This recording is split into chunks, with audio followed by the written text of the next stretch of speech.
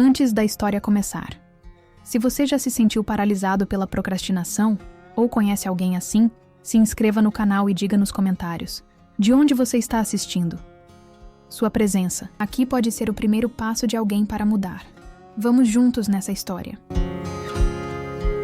Ela sempre teve a fala calma, a postura firme, a escuta atenta. Era professora universitária, psicóloga clínica, mulher de 55 anos. Dessas que, à primeira vista, parecem inabaláveis. Os cabelos longos, sempre presos, combinavam com a forma como ela mantinha seus sentimentos. Contidos, organizados, aparentemente sob controle. Mas nem tudo estava no lugar. Ao entrar na sala de aula, sorria com naturalidade, mas bastava o último aluno sair para que o silêncio revelasse outra coisa. A pilha de e-mails não respondidos, os relatórios pendentes, os prontuários por preencher. Coisas simples, sim, mas que pareciam gigantes. Durante muito tempo, ela se definiu como atrasada, mas produtiva. Uma forma elegante de dizer que vivia correndo atrás do tempo, quase sempre sem conseguir alcançá-lo. Não era preguiça. Nunca foi. Ela sabia disso, mas explicar era inútil. O mundo não entende o cansaço que nasce do invisível. No consultório, ela ajudava pessoas a lidar com bloqueios parecidos com os seus. Falava sobre pequenas metas, gentileza com a própria mente, técnicas para lidar com a procrastinação, e funcionava para os outros. Quando era com ela mesma, tudo parecia diferente. O peso era maior, o nó mais apertado.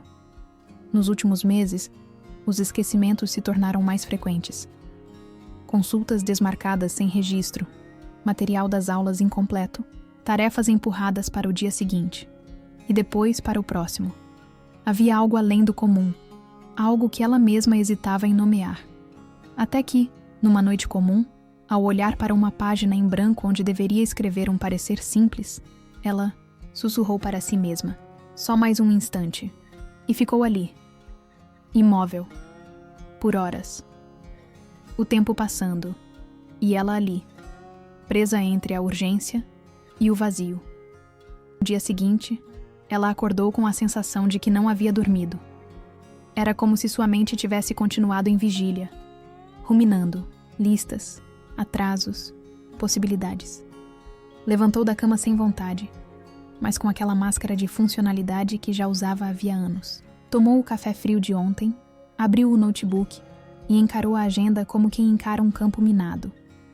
A primeira paciente do dia era uma jovem com diagnóstico de TDAH.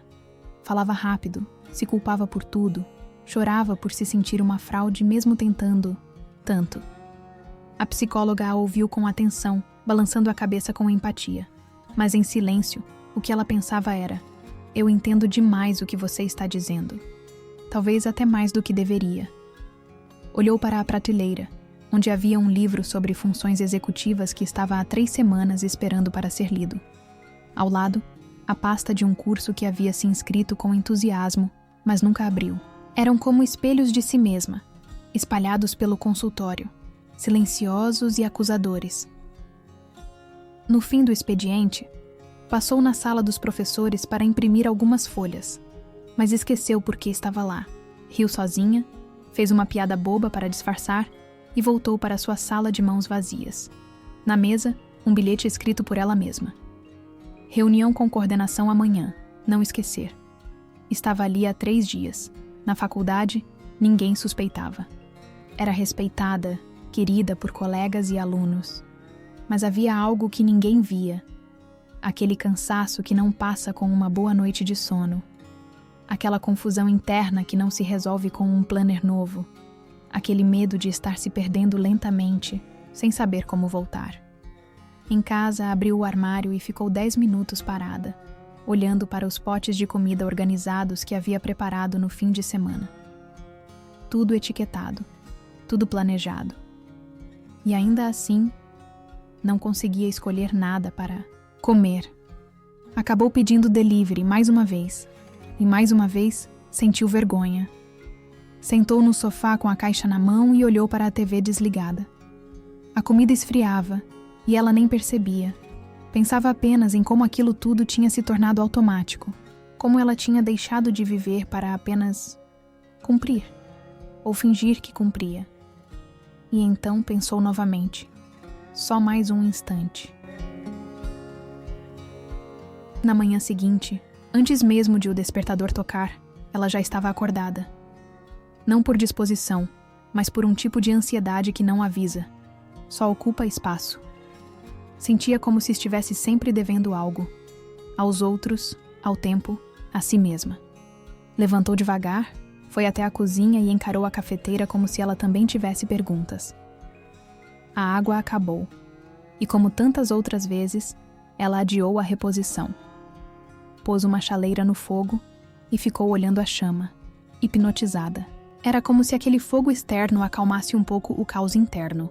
Mas não por muito tempo, porque o celular começou a vibrar. Lembretes, mensagens, cobranças disfarçadas de gentileza. Uma delas era de sua filha adulta, que há dias tentava marcar um café com ela. Mãe, você sumiu de novo. Tá tudo bem? Ela quase respondeu. Quase, mas voltou o celular para a mesa e pensou. Depois eu respondo. Sabia que não era por falta de amor. Era a exaustão por manter vínculos quando mal conseguia se manter. Voltou para o quarto, abriu o guarda-roupa e parou diante de uma blusa esquecida, pendurada desde a última vez que tentou mudar de fase. Ela se lembrava da esperança, daquele dia. Da promessa de que as coisas seriam diferentes. Que seria mais produtiva, mais presente, mais viva. Mas a vida real veio e engoliu tudo. No espelho, viu as marcas do tempo e da negação. Rugas que não eram só da idade, mas da resistência. Do esforço diário de parecer bem quando se está aos pedaços. Prendeu o cabelo, colocou a blusa e respirou fundo. Ia tentar, de novo. Porque mesmo quando nada parece funcionar, ainda, assim, ela tentava. Sentada na escrivaninha, abriu o notebook. A tela piscou, como sempre, revelando dezenas de abas abertas, todas inacabadas, como capítulos da sua vida, como pedaços de si que ela não sabia mais como juntar. Sentiu o nó na garganta, aquele que vinha quando ela pensava que, talvez, estivesse falhando com tudo e todos. E então, uma notificação diferente. Um artigo, que ela mesma salvara meses atrás. TDAH em mulheres adultas. O sofrimento silencioso das que nunca foram diagnosticadas. Ela clicou. E pela primeira vez em muito tempo, leu do começo ao fim. Cada linha parecia falar dela. Era como se alguém, enfim, tivesse lhe dado o nome. O texto falava sobre mulheres que foram chamadas de desorganizadas, dispersas, inconstantes durante toda a vida, quando na verdade carregavam um cérebro em constante batalha silenciosa. Ela parou. Lembrou-se da infância, dos bilhetes no boletim, das advertências por esquecer o caderno, das broncas por estar sempre no mundo da lua. Fechou os olhos e sentiu o peso de décadas de autocrítica, o tanto que se esforçou para compensar, para ser melhor, para não decepcionar. Cresceu achando que bastava força de vontade, que quem queria, fazia, e que se ela não fazia, então devia ser fraca, preguiçosa, menos.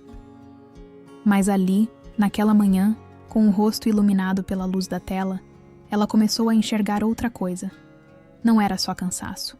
Não era só má organização. Era um tipo de funcionamento que ninguém nunca ensinou a cuidar. E que, por isso, ela passou a vida tentando esconder. Pegou o celular e pesquisou. Psicólogas com TDAH. Viu vídeos, relatos, textos, mulheres, como ela. Profundas, sensíveis, inteligentes e esgotadas por dentro. A identificação foi tão forte que lágrimas vieram sem aviso. Não de tristeza apenas, mas de alívio. Alguém estava finalmente dizendo: você não é uma farsa. Você só estava cansada demais de ser invisível. Mas o alívio durou pouco, porque logo veio o pensamento que sempre vinha. Agora não dá tempo, Tenho aula daqui a pouco, paciente às 5, TCC para revisar. É muita coisa. E mais uma vez, ela se empurrou para o fundo da lista de prioridades, como sempre fazia. Na aula, os alunos falavam sobre saúde mental no mercado de trabalho. Uma jovem mencionou a palavra neurodivergência, e aquilo tocou fundo. Ela disfarçou, sorriu, comentou algo sobre a importância do tema, mas por dentro estava em colapso. Um colapso silencioso, educado, funcional, mas ainda assim, um colapso. No caminho para casa, olhou o mundo pela janela do ônibus. As luzes, as pessoas, os movimentos. Tudo parecia seguir um ritmo que ela nunca conseguiu acompanhar. E de novo, sussurrou para si mesma. Só mais um instante. Mas agora o instante parecia estar pedindo algo dela também. Naquela noite, ela não conseguiu dormir. Não era insônia comum. Era um estado de vigília confusa, como se sua mente estivesse em alerta, mas sem saber do quê. Virava de um lado para o outro, com a respiração curta, o coração inquieto, como se estivesse esperando por algo que não vinha. Levantou da cama e foi até a sala. Sentou-se no chão frio, abraçada aos próprios joelhos. O relógio marcava 3h17. Tudo estava em silêncio, mas dentro dela o ruído era ensurdecedor. Começou a chorar baixinho. Não era um choro de tristeza apenas.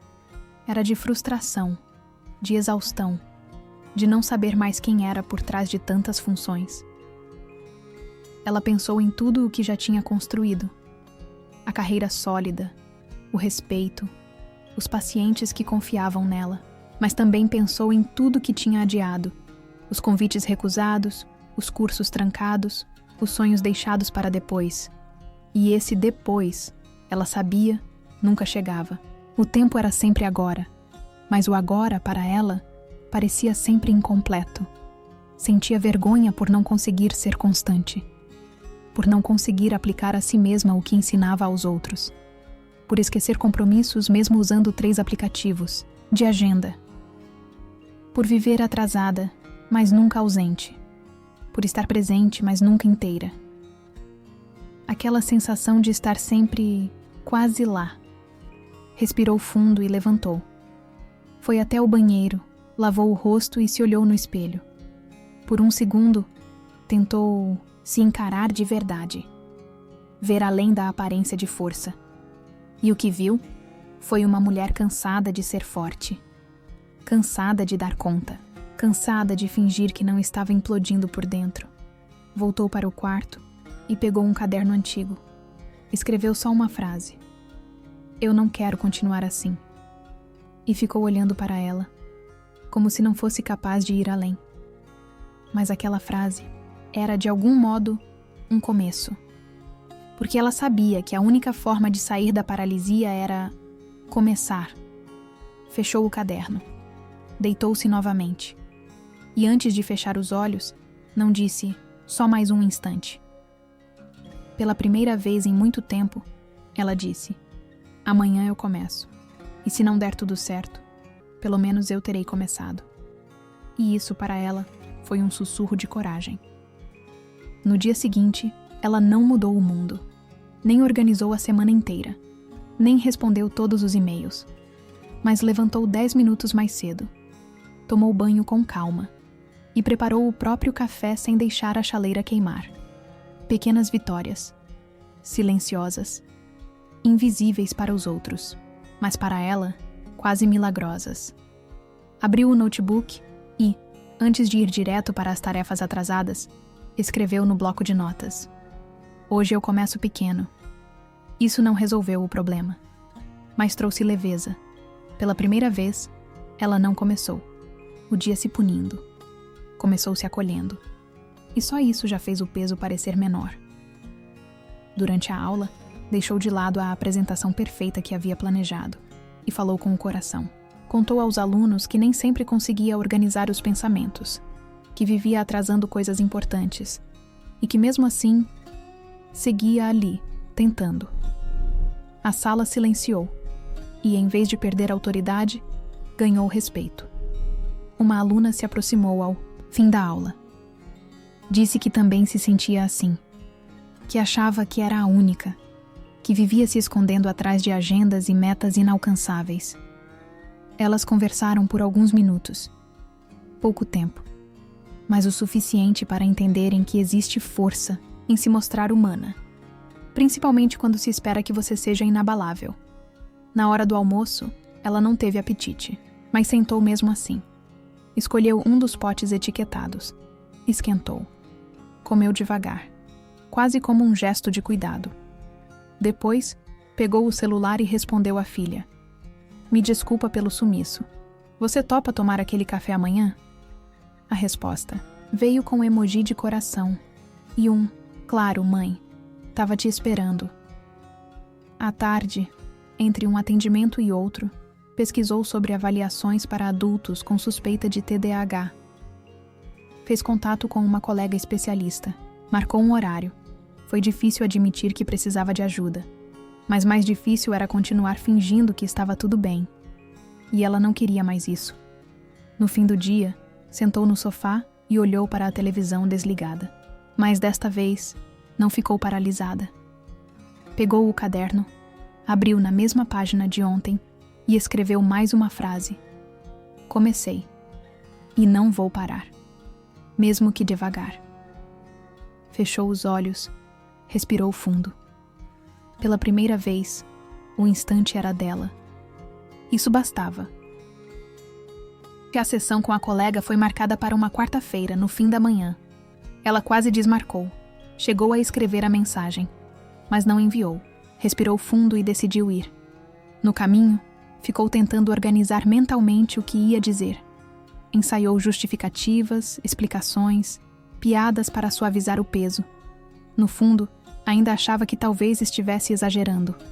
A psicóloga que a atendeu era gentil, olhos calmos, escuta firme.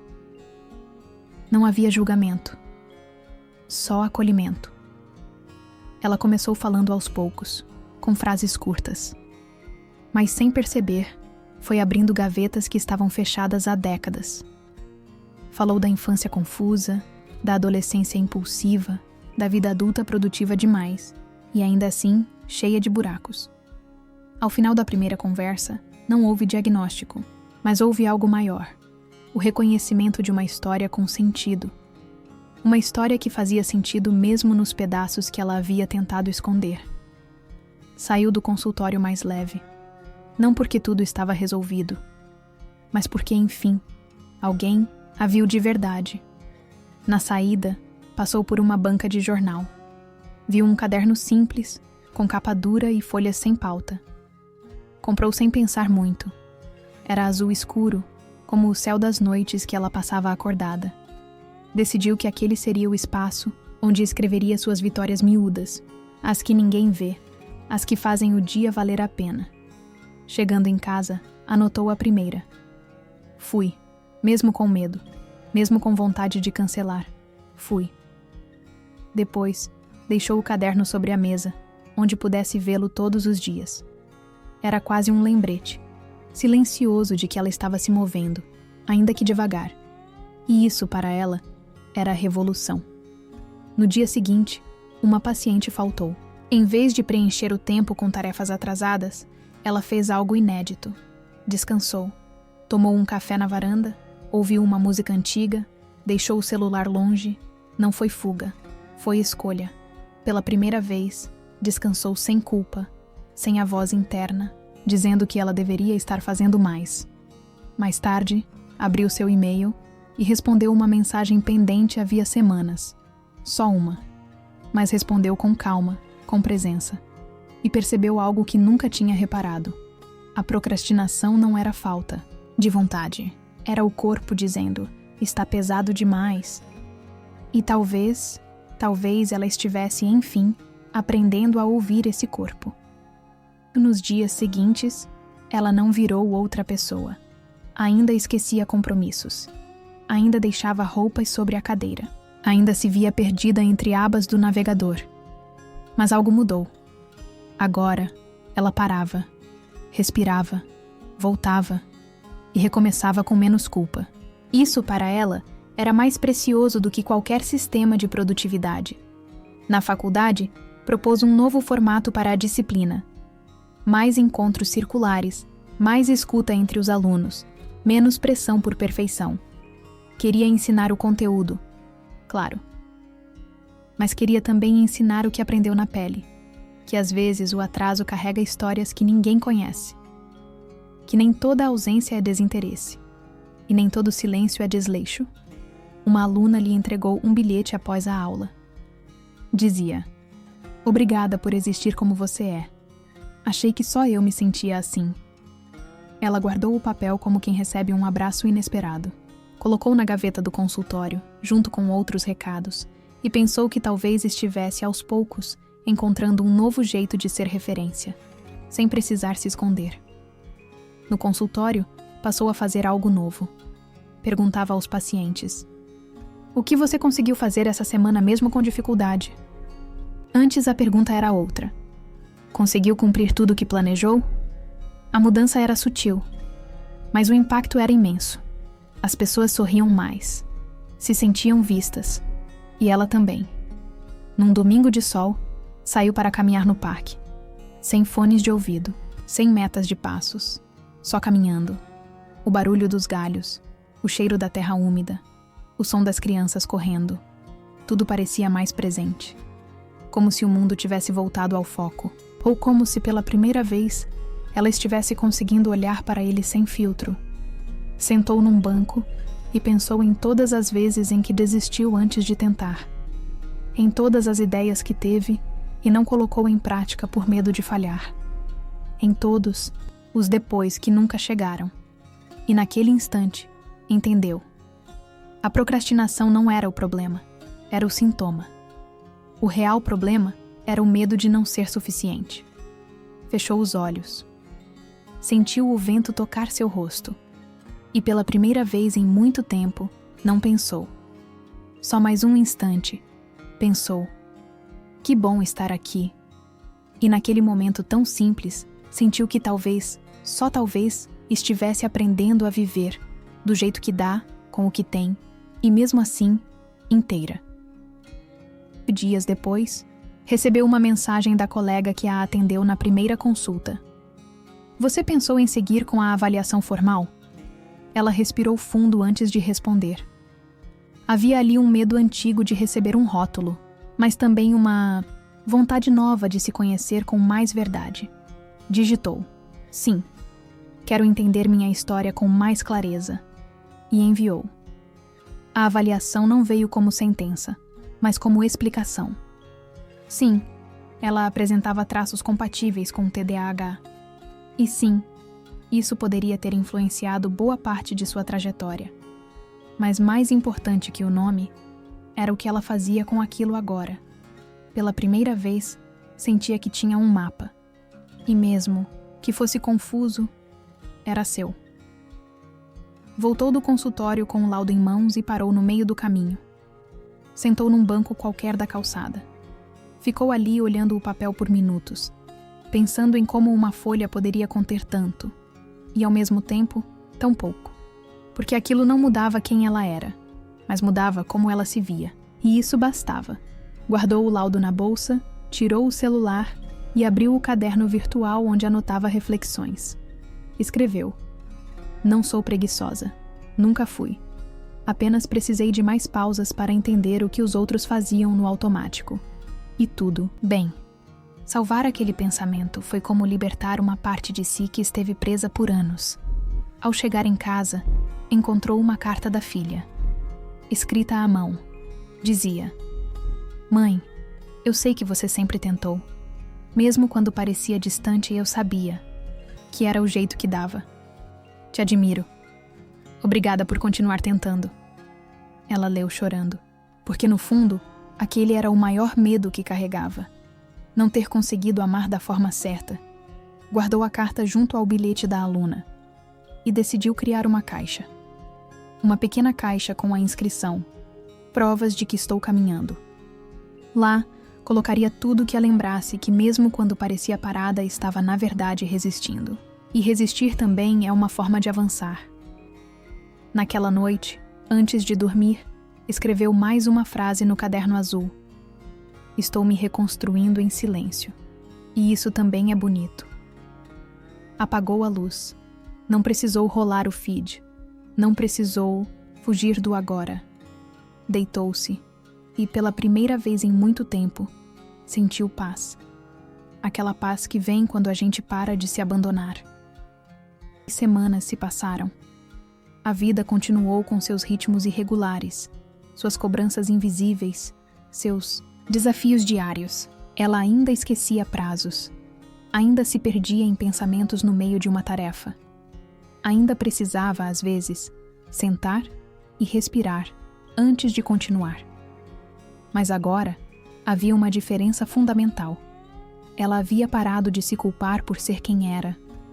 Na universidade, foi convidada para participar de um seminário sobre saúde mental de educadores. Pensou em recusar, mas aceitou. Subiu ao palco com as mãos trêmulas e o coração aos pulos. E disse em voz alta: Eu sou psicóloga, professora e mulher neurodivergente. E por muito tempo, achei que minha dificuldade era fracasso. Mas descobri que era só outra forma de existir. A plateia silenciou. Alguns sorriram, outros choraram. E naquele instante, ela percebeu que sua vulnerabilidade não era uma fraqueza. Era ponte, era caminho, era semente. Pessoas a procuraram depois, dizendo que se sentiram vistas pela primeira vez. E, ao ouvi-las, ela entendeu. Cada história que ousamos contar acende uma luz no escuro de alguém. Ao voltar para casa, olhou para a caixa, onde guardava os pequenos lembretes de que estava caminhando. Estava quase cheia. Cada papel ali era uma cicatriz bonita. Um instante em que ela escolheu ficar, insistir, recomeçar. Porque nem todo recomeço precisa ser grandioso. Às vezes, basta ser sincero. Em frente ao espelho, soltou os cabelos. Não, porque quisesse mudar de estilo, mas porque queria se ver diferente, menos contida, menos no automático. Olhou para si com ternura. Sorriu de leve. Era uma mulher de 55 anos, cheia de falhas, marcas, histórias, e completamente digna de descanso, afeto, imperfeição. Deitou-se na cama e olhou para o teto. Pensou em tudo que ainda queria fazer. Nos livros por ler, nas viagens adiadas, nas pessoas que amava. Pensou também nas que precisaria deixar ir. Não havia pressa. Pela primeira vez, ela sabia que não precisava correr para provar nada. Ela só precisava continuar. E antes de fechar os olhos, sussurrou para si mesma. Apenas mais um instante. Mas agora, não era fuga. Era gratidão. Pelo instante presente. Pelo caminho percorrido. Pela coragem de ter começado. Mesmo, com medo. Porque no fundo, é isso o que muda tudo. Um instante de decisão. Um instante que escolhe viver. Talvez você tenha se visto em pedaços dessa história. Talvez conheça alguém que vive assim. Entre começos. Adiados e culpas repetidas. É difícil explicar para o mundo o que se passa dentro de nós quando não conseguimos fazer o que parece simples para os outros. A verdade é que a procrastinação, muitas vezes, não é desleixo. É uma tentativa de lidar com um peso que o corpo e a mente não conseguem nomear. É um pedido de socorro disfarçado de "depois eu faço". Mas há um segredo silencioso nisso tudo. Mesmo os passos mais lentos ainda são passos. Mesmo quando tudo parece travado, há movimento no ato de permanecer tentando. Se essa história tocou você, respire fundo agora e diga a si mesmo: eu posso começar pequeno, e isso já é grande. Se quiser, compartilhe nos comentários como essa história te alcançou. De onde você está assistindo? Você também já disse, só mais um instante? Seu relato pode ser a coragem de alguém. E se este vídeo fez sentido para você, deixe seu like, se inscreva no canal e compartilhe com quem pode estar precisando ouvir essas palavras. Porque às vezes, um vídeo como esse chega no momento certo e muda tudo